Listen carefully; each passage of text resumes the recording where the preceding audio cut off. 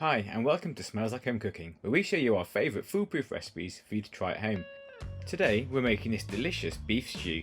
It's made with mince and is great for students or anyone on a budget. It can be made in batches, it freezes really well and it's perfect for a cold winter's day. These are all the ingredients you need. I'll put the quantities in the description below and let's get cooking. Having peeled your onions, start by chopping them up into 8.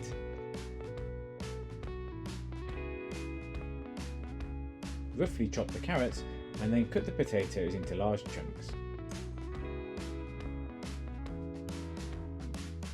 Heat some oil in a pan and then fry off the mince. In recipes like this, it's best to fry the meat in batches so the pan isn't overcrowded and the meat doesn't steam.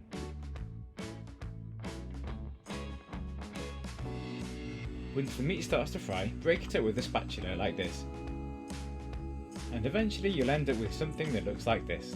Once all the meat has been browned, you can add it back to the pan and then add the onions and the rest of the vegetables.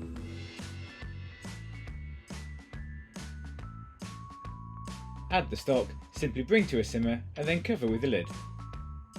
And that gives plenty of time to click the subscribe button below if you haven't done already. Let it simmer for about 25 or 30 minutes and then test to see whether the vegetables are tender. Once the vegetables are cooked, add in your tin of beans and some Worcestershire sauce.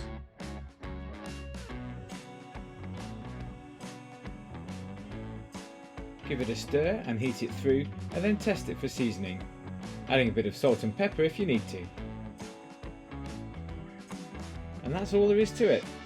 With cold weather minced beef stew. I often get asked for this recipe, so I really hope you enjoy making this yourself. All that's left to do now is taste it. But you'll probably want to have the whole lot. Thanks for watching and we'll see you again soon on Smells Like Home Cooking.